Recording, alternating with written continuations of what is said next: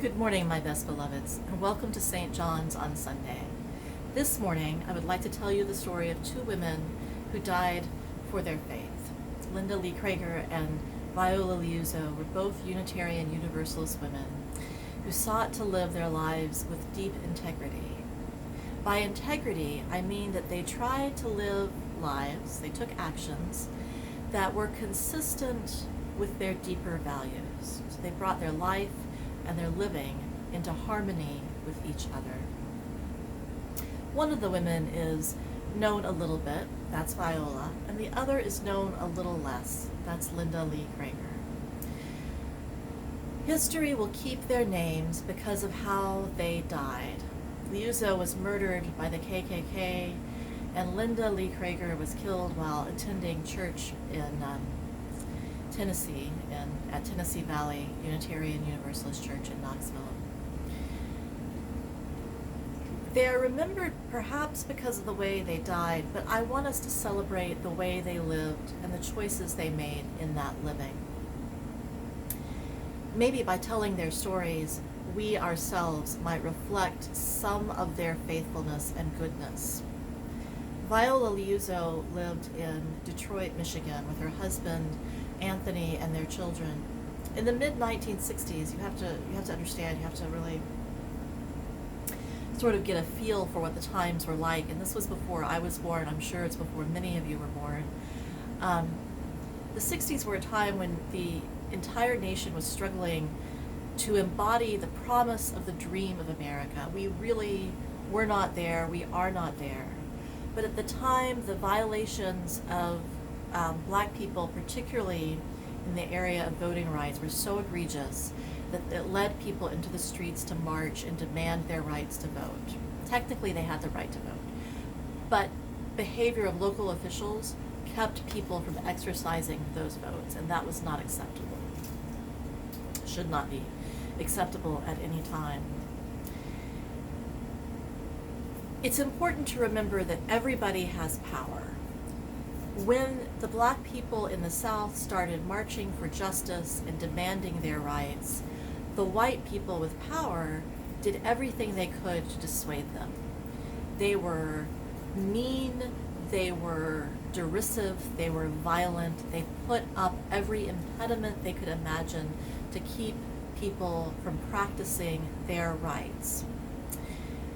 Some of the people had official power. Some of the white people who tried to stop blacks from voting had official power. People like Bull Connor, who was the Commissioner of Public Safety in the city of Birmingham, where on September 15th, 1963, 4 little girls were killed when Klansmen set off, well, actually it was dynamite. They ignited dynamite in this church.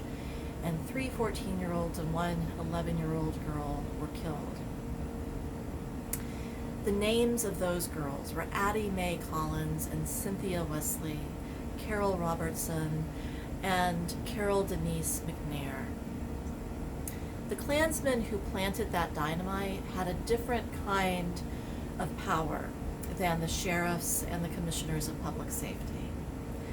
The people who kept conversation with the Klansmen, the people who talked to them and agreed with their ideas and inspired them to action, those people who may not have ever had their hands on the dynamite, who may not have ever committed an overt act of violence, these people also had power.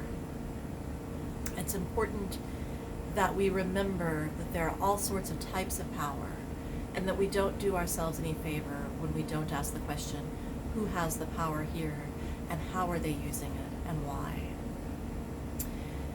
Over the years between the bombing of the Birmingham church and the march from Selma to Montgomery, marchers and organizers and protesters kept showing up and trying to make things better.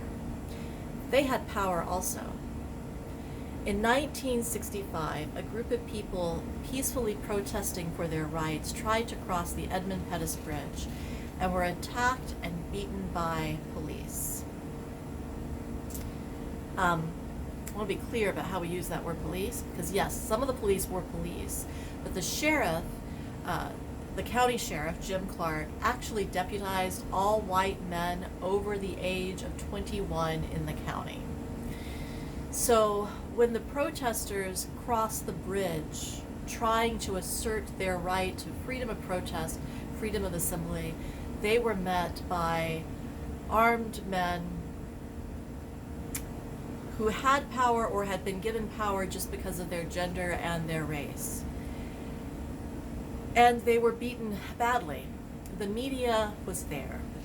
The news cameras were rolling, and the images of that violence were played out all over America, including in Detroit, including where Viola Liuzzo saw these images.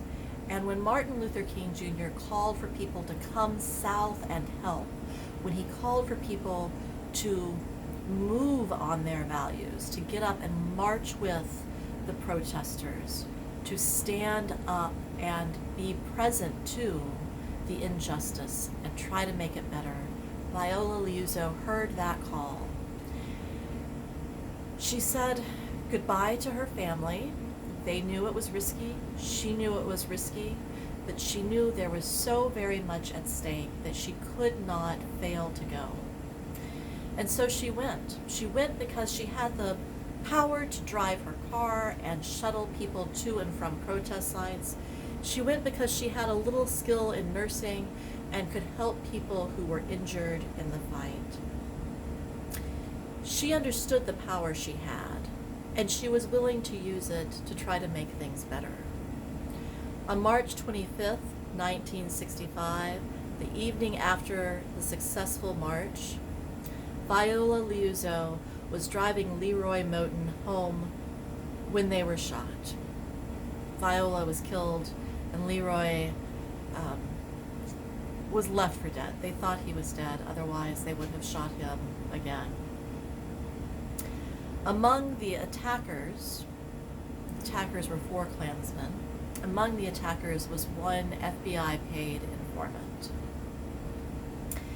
Where Viola's death came just after the march and Reverend James Reeves came just before the march, both Viola and Reverend Reeb were Unitarians. More people remember Reeb than Liuzzo. More people remember the minister than the housewife.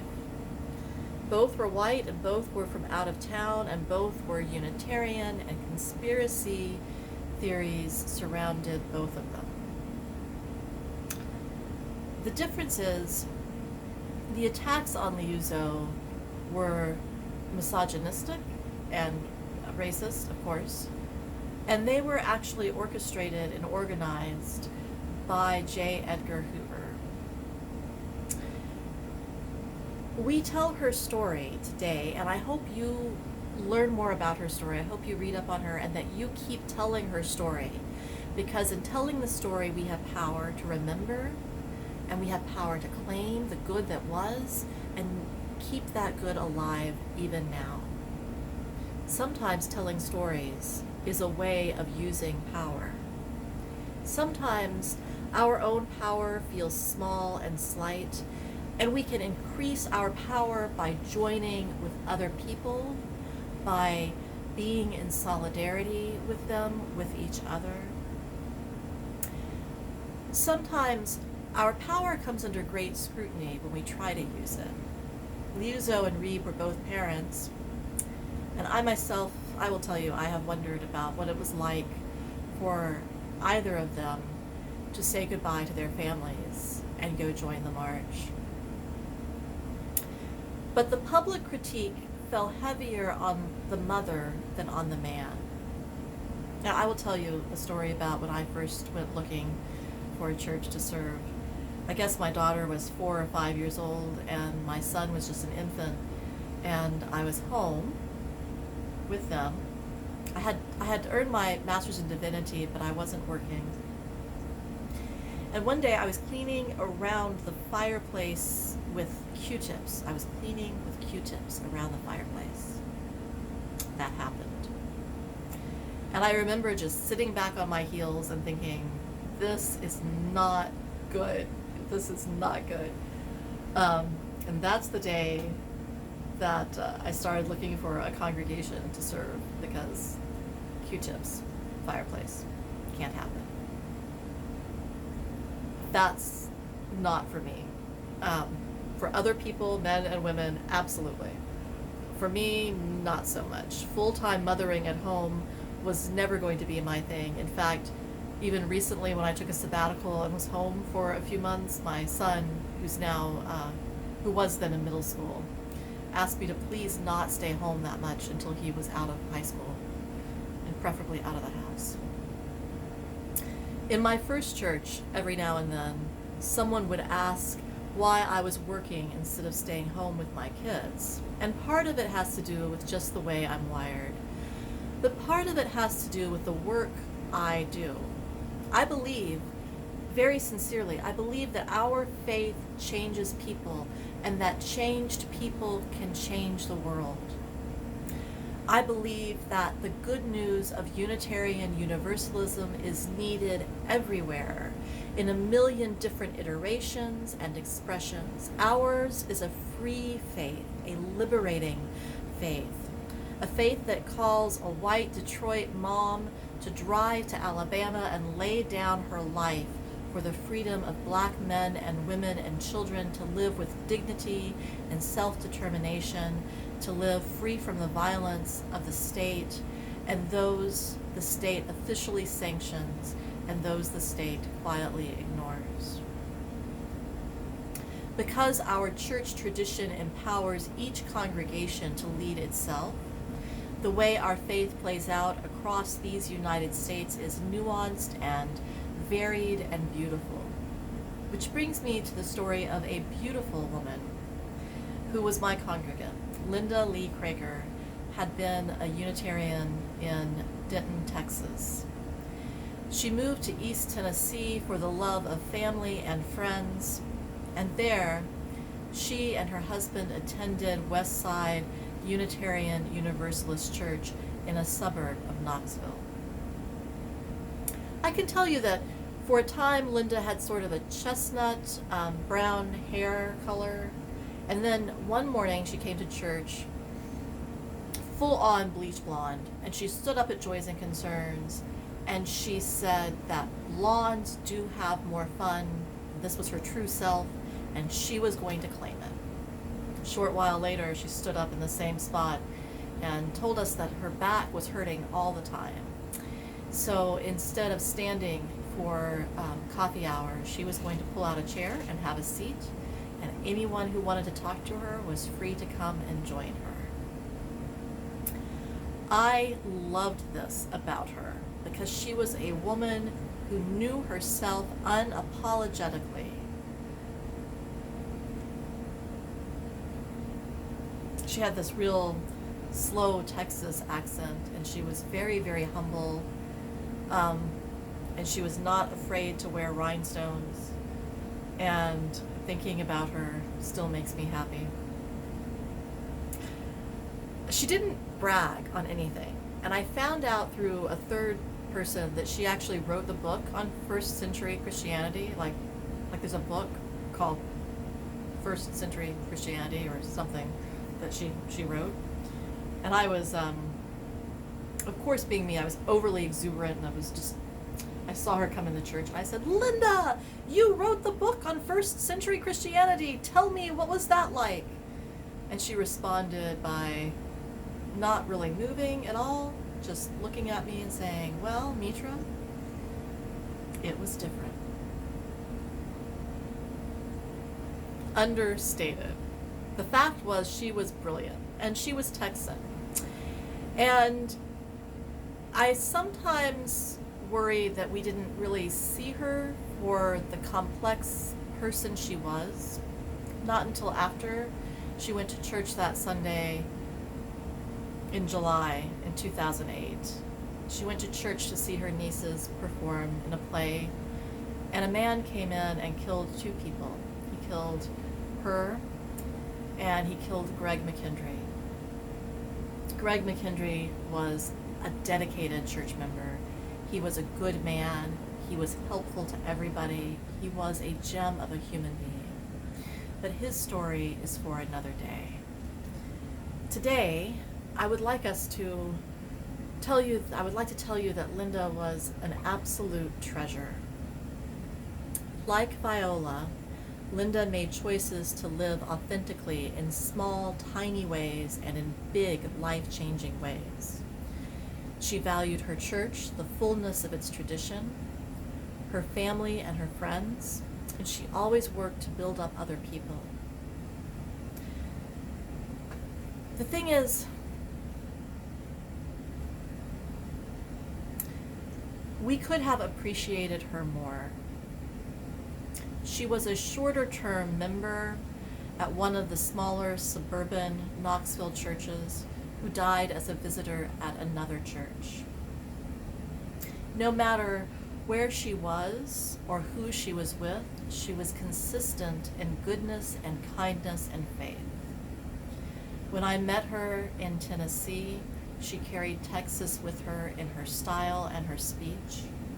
She was formed by the congregation she had been a part of before, and she was formed by our congregation, and we were formed by her. It matters that we are rooted in some place, some culture, some community. It matters that we are uniquely formed by our interactions with each other. It matters that we carry our deepest values with us, no matter where we go, and that we let those values shine forth in our living. Linda might be a perfect saint for this age when we are all practicing faith from wherever we are. My wish for you is that you see the complexity of your friends and neighbors and that you really appreciate them here and now. My wish for you is that you find your roots and you celebrate everything that makes you unique, that you express yourself in all of your being without apology, with kindness and with goodness, but without ever saying you're sorry for who you are. May you enter into deep community.